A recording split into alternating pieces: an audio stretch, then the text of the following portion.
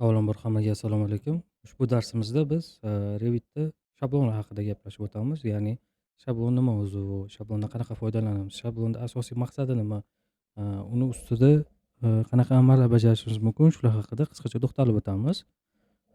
O'zi shablon nima? Shablon bu oddiy tilda aytadigan bo'lsak, biz yangi proyekt boshlaganimizda doim, masalan, doimiy takrorlanadigan amallar bor. Ya'ni bizda tablitsalar, bizni shtamplarimiz, go'sht bo'yicha talab qilinadigan tablitsalar, ya'ni jadvallar.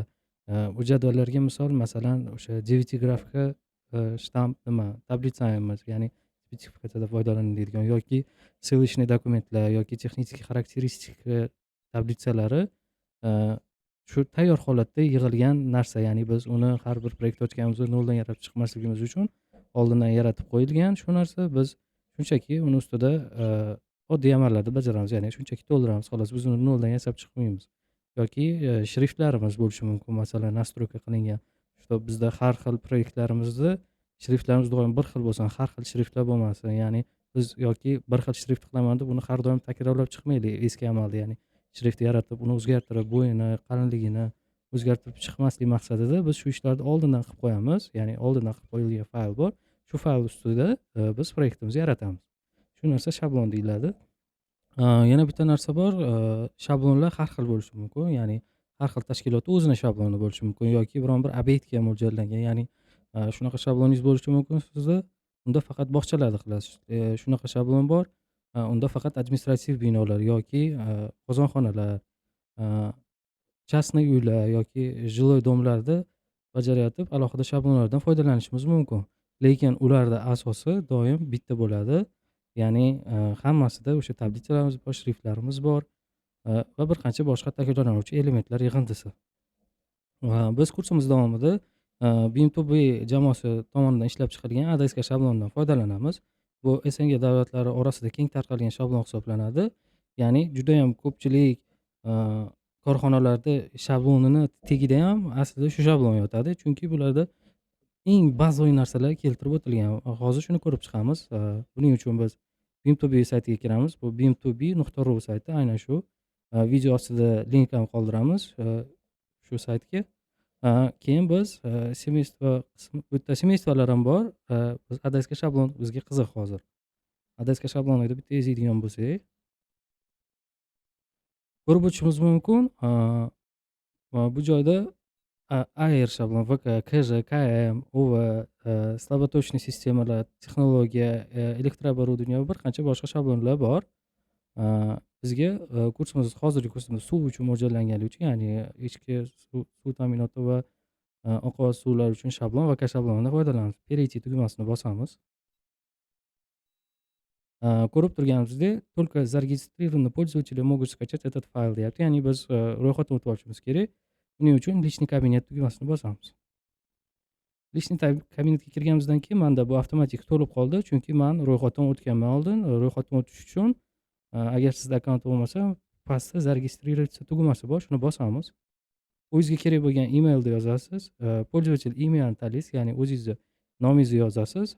Parolni kiritasiz va parolni qaytadan kiritib, shu согласование uchun ptichkani bosib qo'yib, зарегистрироваться tugmasini bossangiz, emailingizga xat boradi. Shu xatdagi linkka bosib, akkauntingizni aktivatsiya qilishingiz mumkin. Menda akkaunt bor, shunga bu ishni qilmayman. Men shunchaki войти tugmasini bosaman. Akkauntim bor, запомните menyani bosib qo'ysam, har doim shu oynani so'ravermaydi. войти tugmasini bosaman. Boshim bilan mana akkauntimga kirdi. Endi men ADSK shabloni qismiga qaytaman yana. ADSK shabloniga o'tdim. Endi bizga qiziq bo'lgan ADSK shablon Revit VK bor. Shuni bosaman.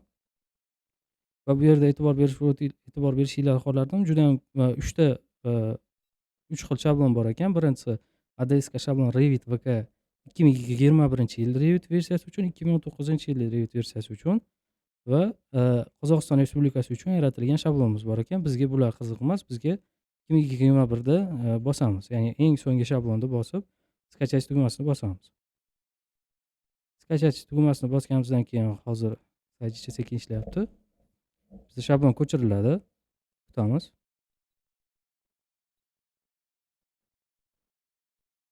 Shablonimiz ko'chib bo'ldi. Biz загрузки qismiga o'tishimiz kerak yoki Google ishlatsangiz, shuni bosib mana bu yerda mana faylni ikonkasi bor. Показать в папке degan shuni bosamiz. Bossak bizda paydo bo'ldi. Shuni bu arxivlik uchun извлечь qilib olamiz. Извлечь все. Bu tugmada извлечь deb bosamiz. Va bizda ochildi. Endi bu faylimizni Revit'da ochamiz. Buning uchun shunchaki 2 marta bosamiz. Ko'rib turganinglardek modelь нуждается в обновлении в Autodesk Revit 2021 для Autodesk Revit 2024 deyapti. Ya'ni обновление so'rayapti. Siz biz kursimiz 2024-yildagi 2024-yildagi Revitda olib borilyapti. Sizda oldinroq versiyasi bo'lsa ham buni farqi yo'q. Shunchaki обновление modelini bosasiz. Обновить qilib oldik. Обновление protsessi ketyapti. Buni pastki qismida necha foiz bo'layotganligini ko'rishimiz mumkin.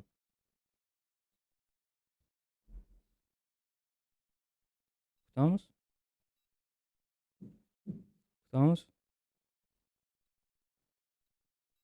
Aynan shu oyna ochiladi. Ko'rib o'tishingiz mumkin, bu joyda shu to'rtburchak elementlar yordamida har xil narsalar yozilgan. Masalan, shablon TX, shablon KM. Bular hammasi link hisoblanadi. Ya'ni biz kirib turib o'rganishimiz mumkin. Masalan, oddiy ADSK shablon VKI moduli bor. Shuni shu kvadrat ustiga bosadigan bo'lsak, bunga qanday o'tamiz? Kirsam kirmayapti. Shunga kiramiz va kvadratni bossak, mana bu joyda link turibdi. URL. Shuni ustiga bitta bosib, hammasini belgilab olamiz. Hammasini belgilab oldim. Shuni oldim. Ctrl C qildim va Google ga o'taman. Google ga o'tdim. Google ga o'tib turib shuni qo'shib turib, bosib turib qo'ysam, mana buni modullariga kirib keldik. Bu modullar haqida bo'lsa keyingi videoda gaplashamiz. Hozir bir shablonni yukladik, shablonni ochdik. Endi qolgan narsalarni keyingi darsda ko'rib o'tamiz. Hammaga rahmat. Kimda qanaqa savol bo'lsa, kommentariyada yozib qoldirishinglar mumkin yoki Telegram guruhimizga o'tib yoki Telegram kanalimizga o'tib, u joyda ham savolinglar qoldirishinglar mumkin. E'tiboringlar uchun rahmat. Sog' bo'linglar.